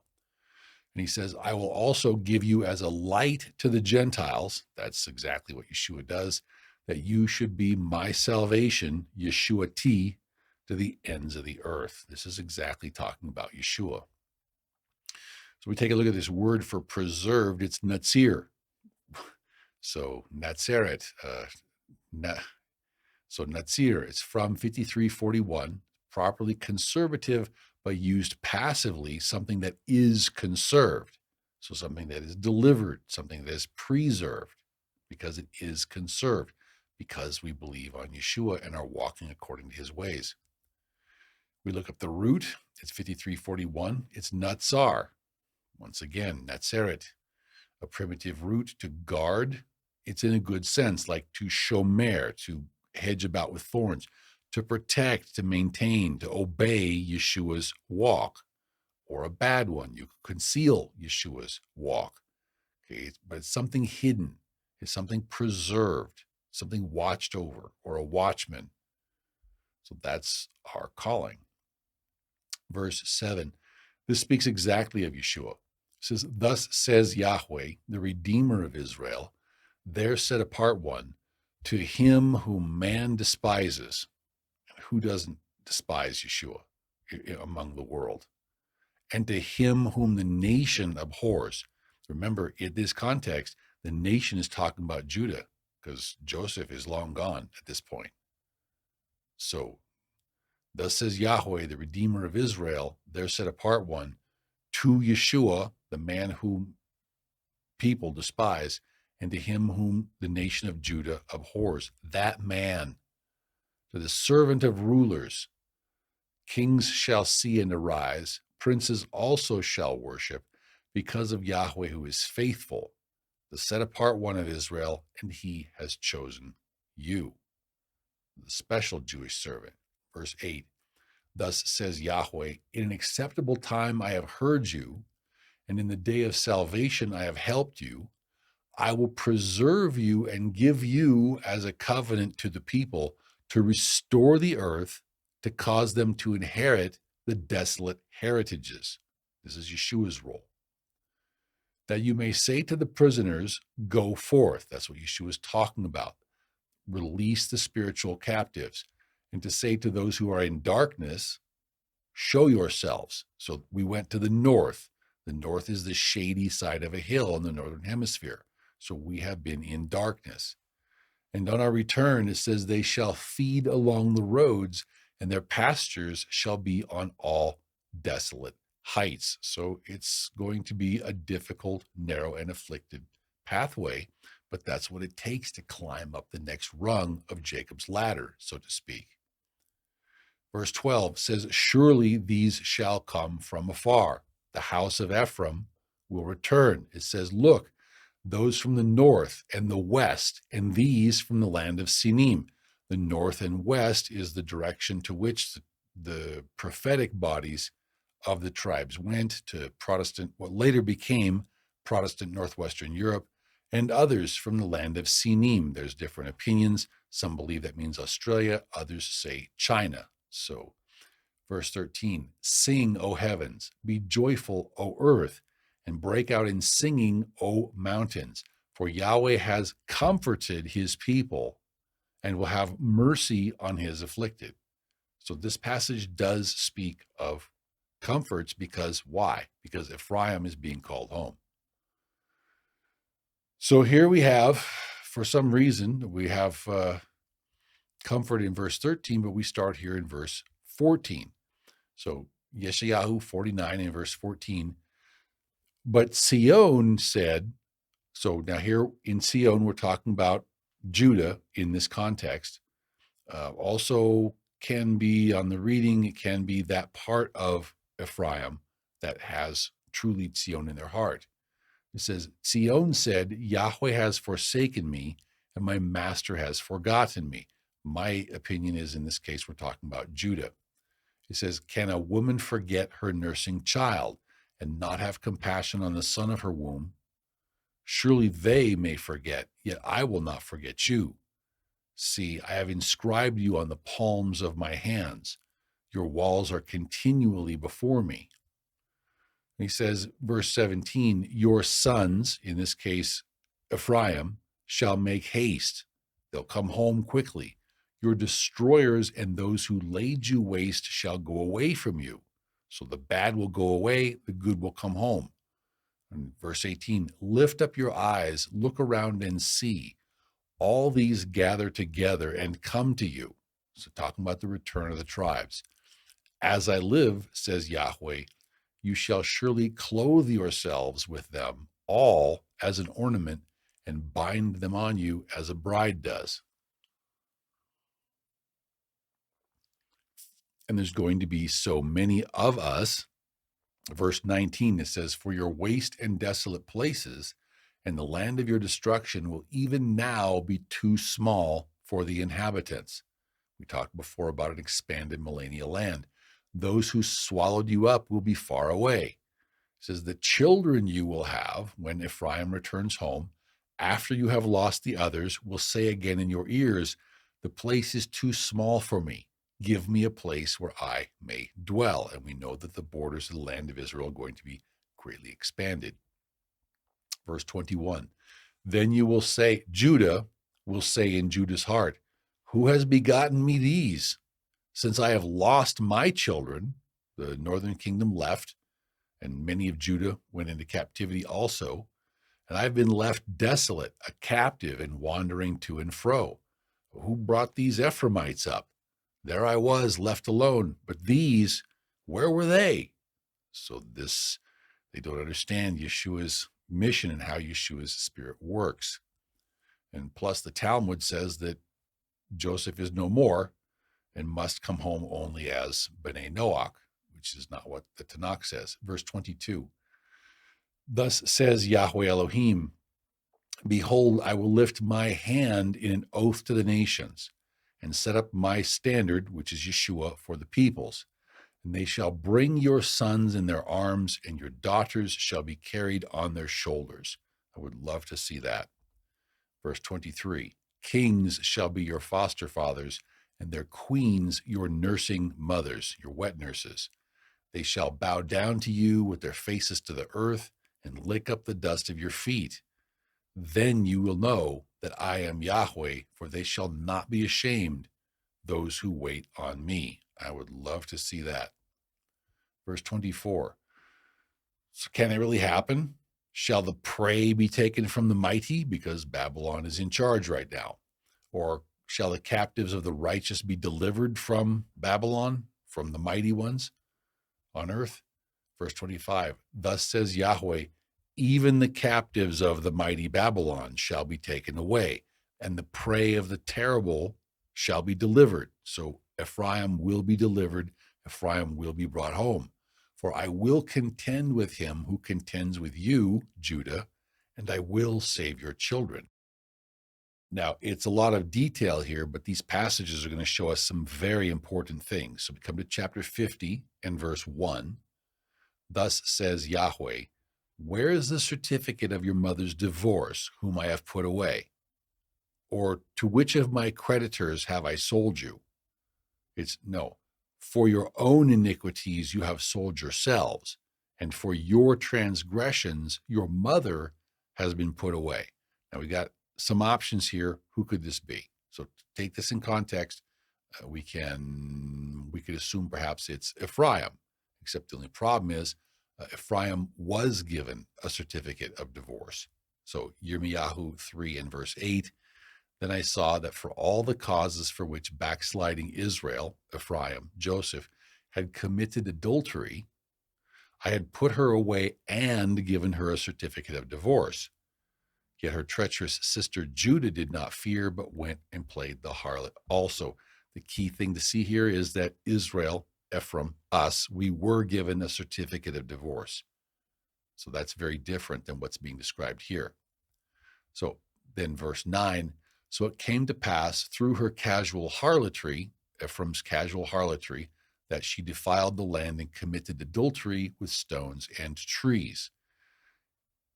Can be today. And yet for all of this, her treacherous sister Judah has not turned to me with her whole heart, but in pretense, says Yahweh. Because, why? Because Judah is obeying Talmud and not Tanakh.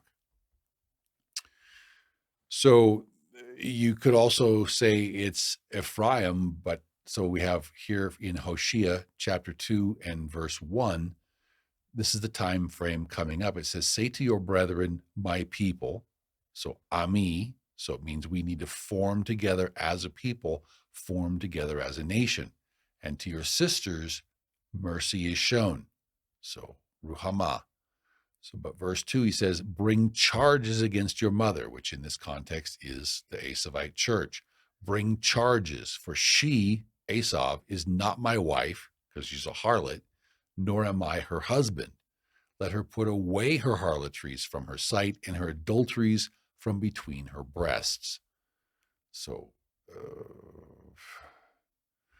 take that into context. But here we come to Yehezkel or Ezekiel chapter 16, starting in verse 1, we see some more likely candidates. So again, the word of Yahweh came to me saying, Son of man, cause Jerusalem to know her abominations. And when we're talking Jerusalem, there's a parallel with Zion, and there's also a parallel at this time frame with Judah, because Judah is the one back in the land. There is a spiritual Jerusalem. There's a spiritual Zion. It's too much to unpack here, but verse 3 and verse 2, Son of man, cause Jerusalem to know her abominations and say, thus says Yahweh Elohim to Jerusalem, your birth and your nativity are from the land of Canaan.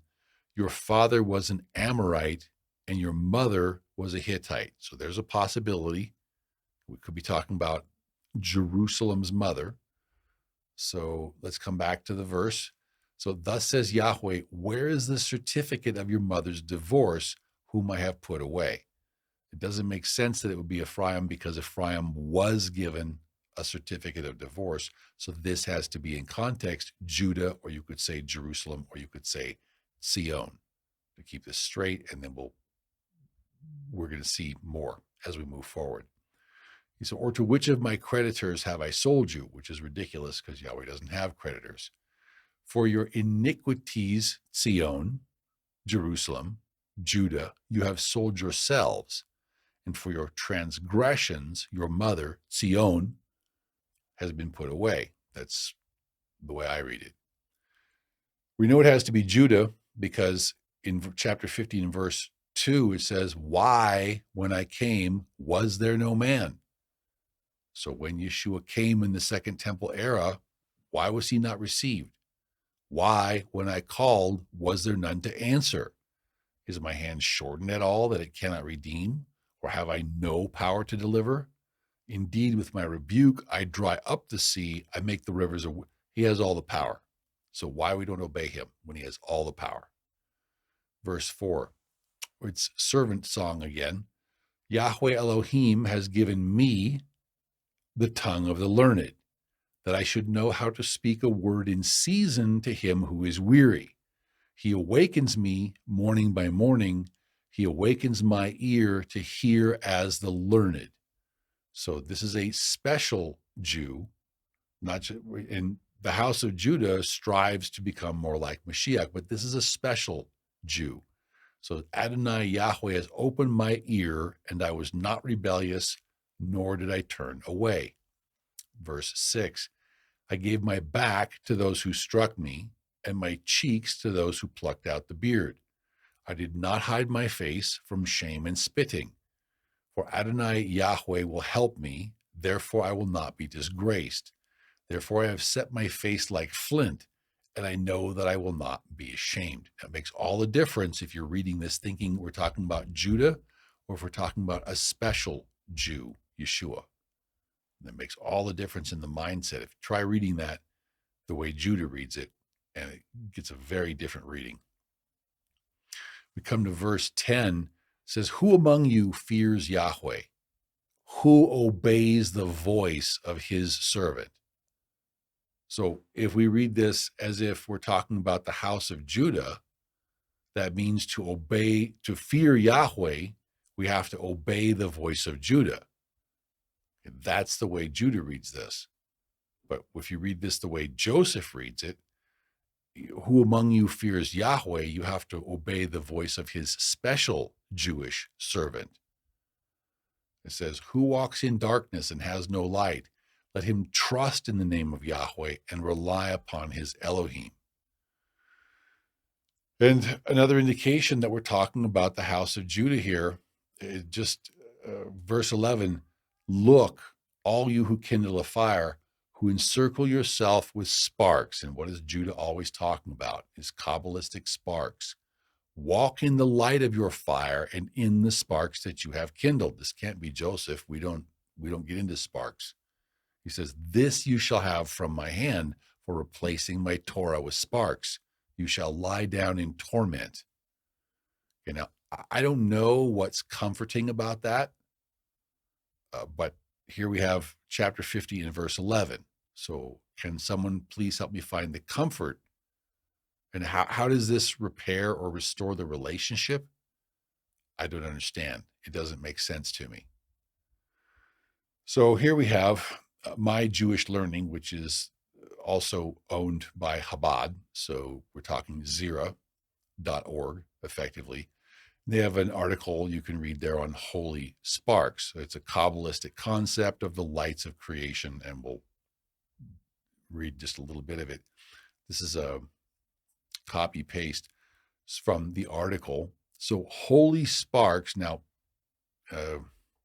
warning. So they're talking about the Kabbalah here. And so we're not in favor of the Kabbalah. We believe the Kabbalah is extremely impure for reasons we're about to see.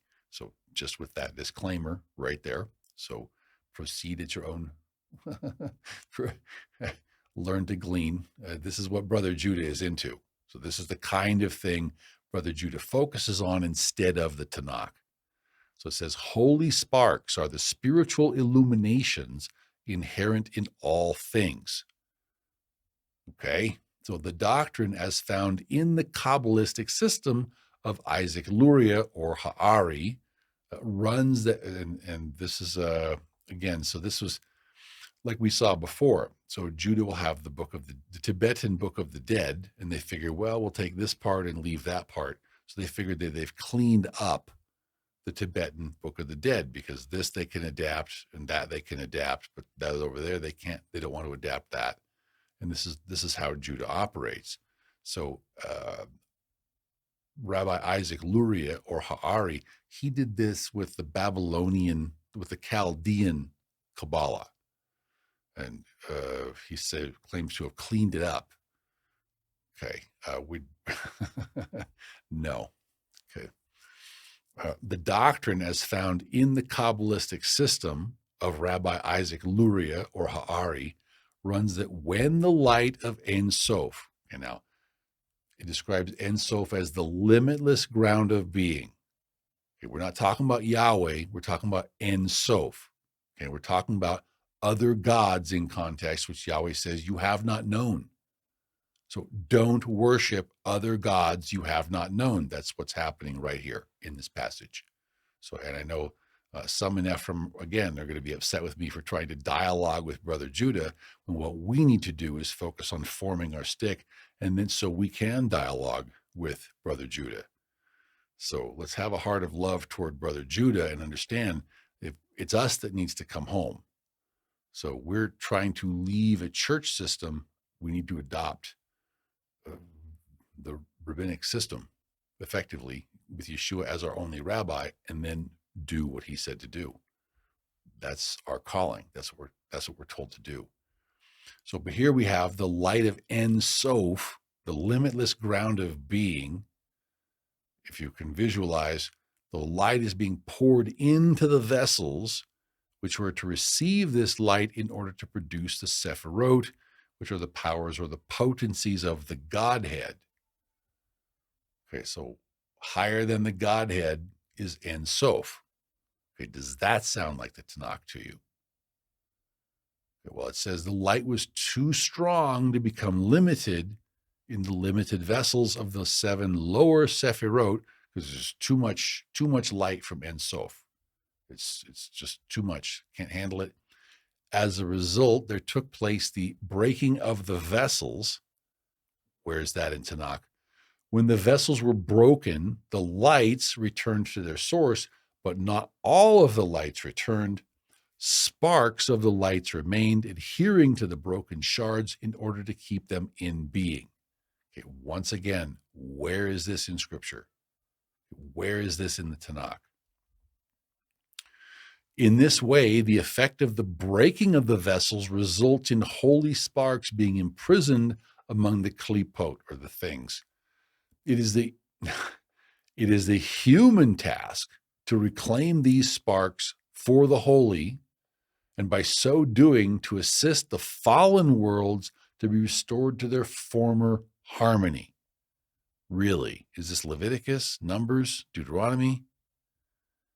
The reclaiming of the holy sparks from the klipot is achieved by rejecting evil, that's good, that is, by obeying the negative precepts of the Torah. And Rabbinic Judah likes to use the checklist form. So check, they did this, check, they did that, as opposed to entering into the Spirit and handing over control to His Spirit, hearing His voice, doing what the Spirit says. So it continues, conversely, every good deed assists in the reclamation of the holy sparks. What? And ultimately the restoration of cosmic harmony. Okay, you can't make this stuff up. When the task of restoration is complete, when all the sparks have been reclaimed for the holy, the Mashiach will come, and the disharmony resulting from the breaking of the vessels will be no more, and cosmic redemption will have been achieved. Is that Ezekiel, Amos, Zephaniah? Where is that? So, for context, this is what I believe is being spoken of in Yeshayahu, or Isaiah, chapter 15, verse 11, talking about the house of Judah. It says, look, all you who kindle a fire, you're coming up with your own definitions of an En Sof that's higher than the Godhead. Okay, that's not syncretism. That's not Babylonian. He says, you who encircle yourselves with sparks. I've never heard Ephraim talk about sparks or klipot or anything like that.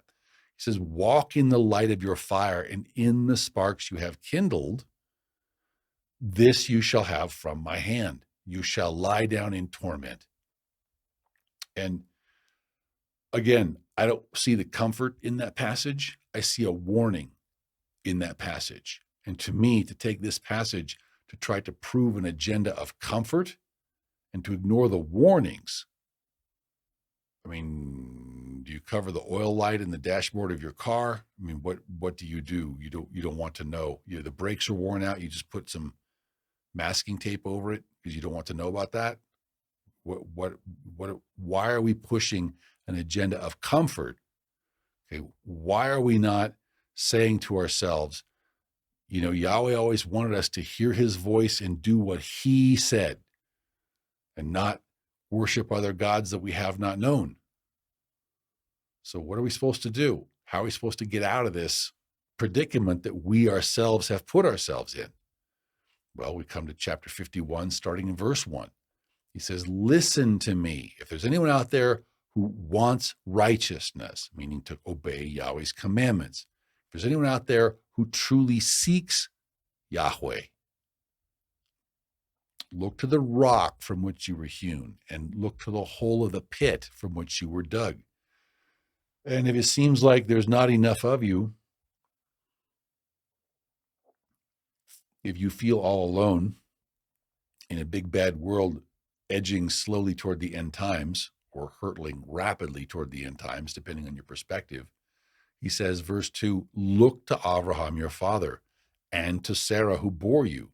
For I called Abraham alone, and I blessed him and increased him. And now today we're two houses, two companies. We're a great nation and a company of Protestant Christian nations. We're working our way towards the ingathering and the reuniting so that then we can extend the kingdom to Ishmael. All this came from Abraham. Verse 3, it says, for Yahweh will comfort Sion. Again, so we're talking about Judah because Sion, Jerusalem, and that's where Judah is right now. He says he will comfort all her waste places. That's comforting. He will make her wilderness like Eden and her desert like the garden of Yahweh. Joy and gladness will be found in it, thanksgiving and the voice of melody. So we could stop there, but we don't really do that. We like to read cover to cover because we like to understand the context of things. So we're not just going to check in. Again, Judah got punished. So 3 weeks of 3 weeks of lamentations, 7 weeks of consolations, back in the saddle. Nothing has changed. We're not really listening for Yahweh's voice yet. And I understand a lot of people don't like my style. They feel I'm far too direct, but this is Yahweh. We don't really have time to waste in serving him. And when you see someone heading off the cliff, you need to say something to warn them. When you see the enemy approaching, you need to act like a watchman on the wall. So forgive me for being so direct. Everyone has to make their own choices, but it's my job to make sure that people are well informed. So chapter 51 and verse 11, so the ransomed, the Nazir, the Nazarenes, the ransomed of Yahweh shall return and come to Zion with singing, with everlasting joy on their heads. So this is the physical location, Zion. They shall obtain joy and gladness. Sorrow and sighing shall flee away. Verse 12, I, even I, am he who comforts you.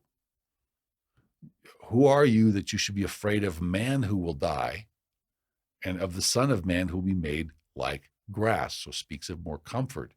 Verse 16, I have put my words in your mouth. I have covered you with the shadow of my hand, that I may plant the heavens and lay the foundations of the earth and say to Sion, you are my people. So there's different ways to interpret this, but Sion is those with Sion in their heart who want to see justice and righteousness, to want to see Yahweh's Torah go forth from Sion. Those are his people. Those are the ones he wants to bring back to the land. And I pray for everyone's sake that we pray and ask Yahweh, please, to help make us his people. Please help us get our garment ready. Please help us to make oil for our lamps. So that's my prayer for all of our people.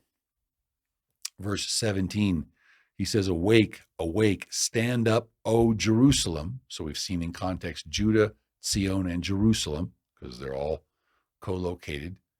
You who have drunk at the hand of Yahweh the cup of his fury, for replacing his word with your own words.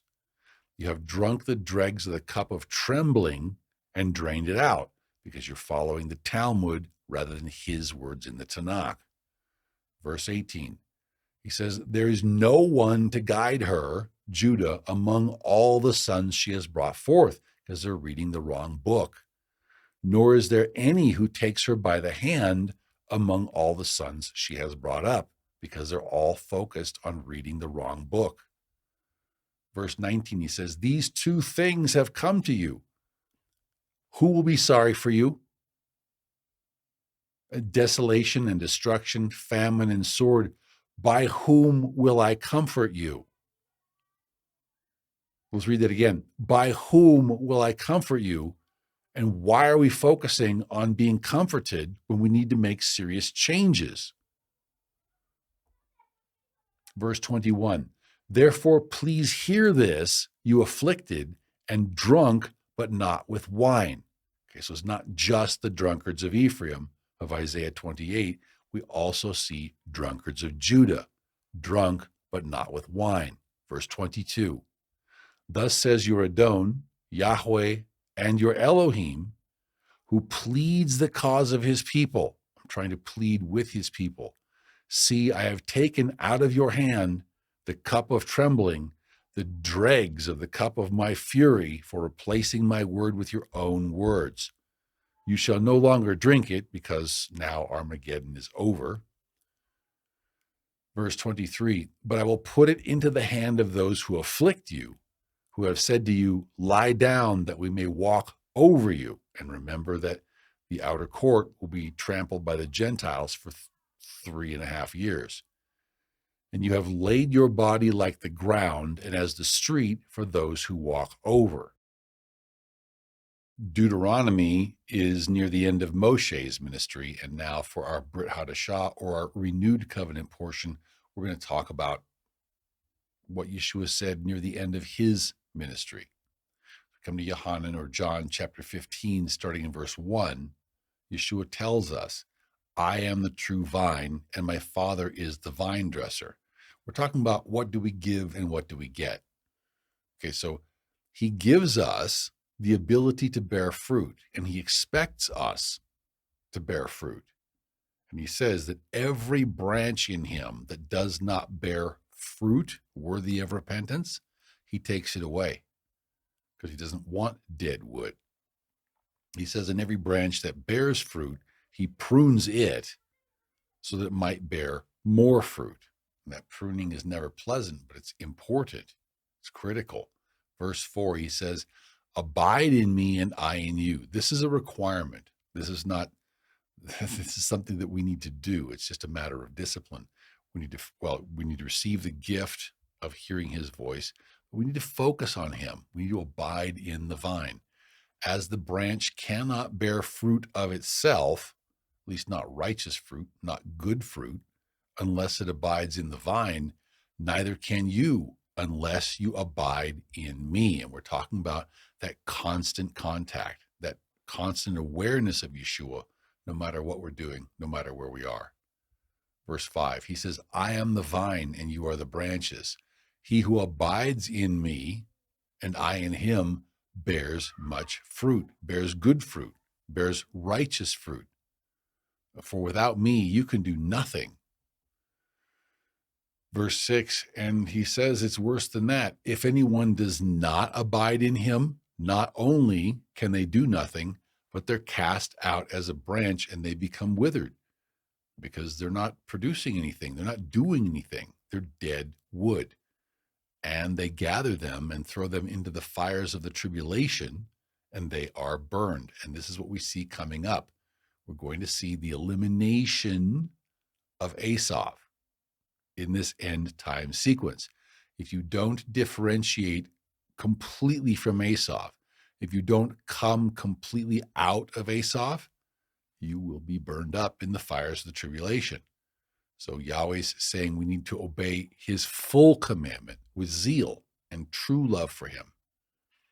So verse 7, Yeshua says, if you abide in me and my words abide in you, you will ask what you desire and it shall be done for you. By this my Father is glorified, that you bear much fruit, so you will be my disciples. And this is not what most Christians take it to be. They turn this into the prosperity doctrine, name it and claim it.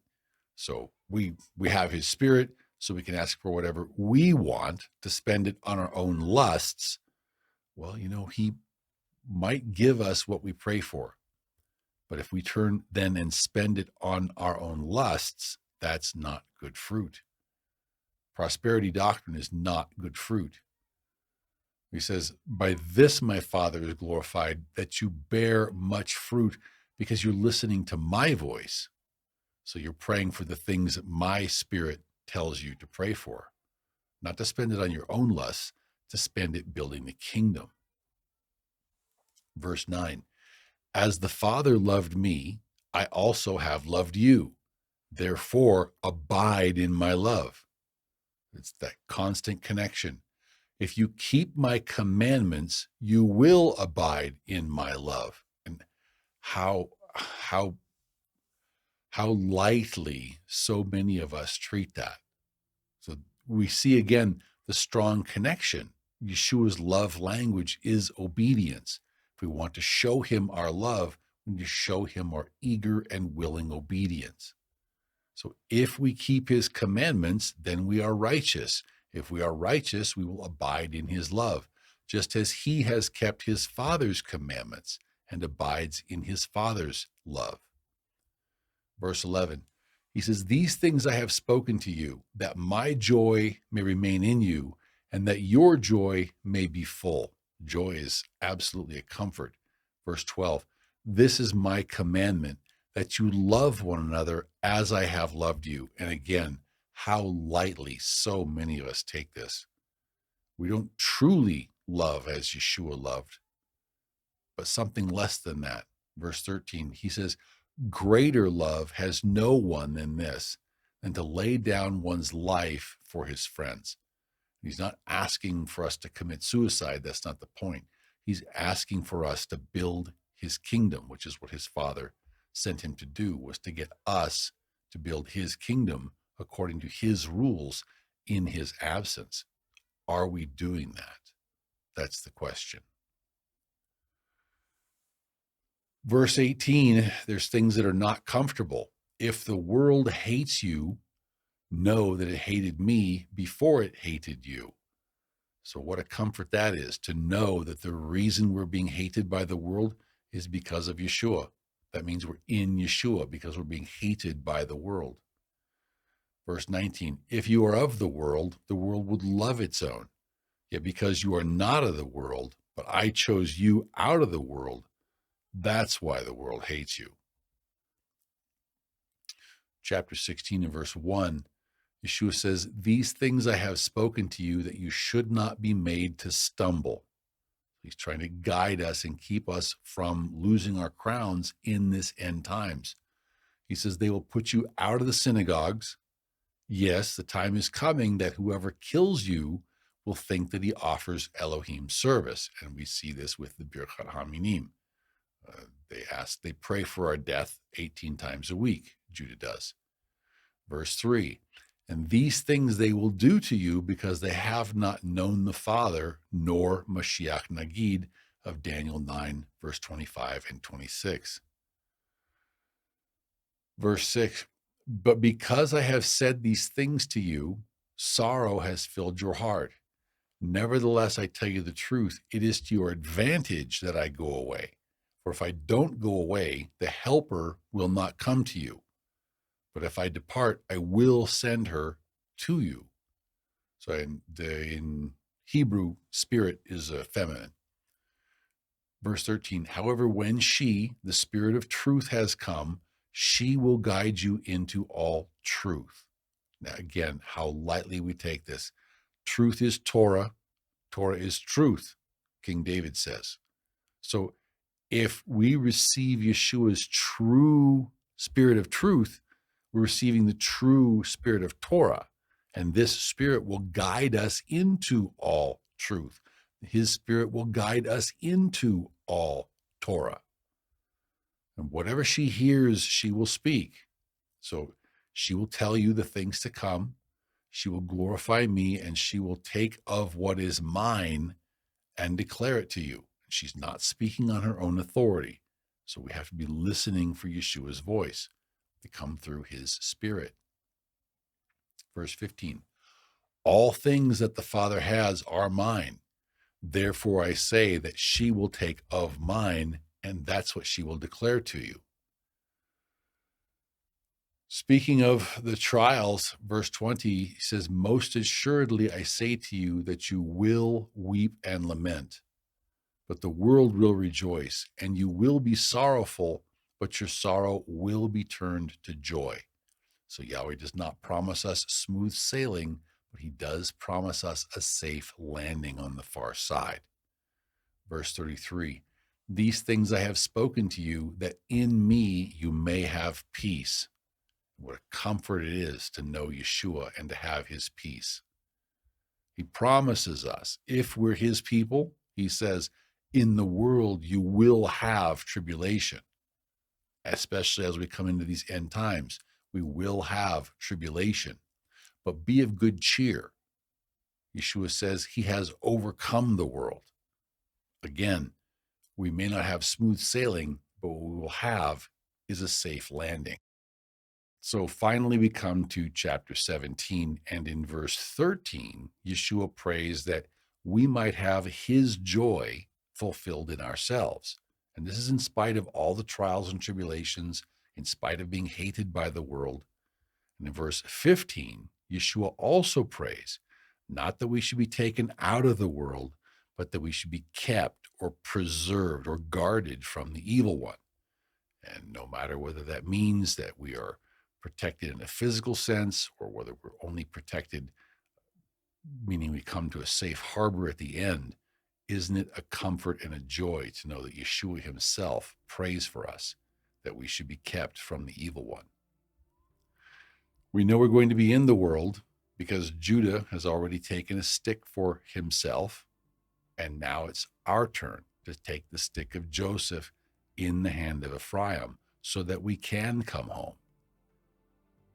Isn't it a good comfort to know that no matter what the Talmud says and no matter what the church fathers have to say about the return of Ephraim, that Yahweh has a plan published in his word, and he wants Ephraim to come home and be rejoined with his brothers and sisters in Judah. Shabbat Shalom.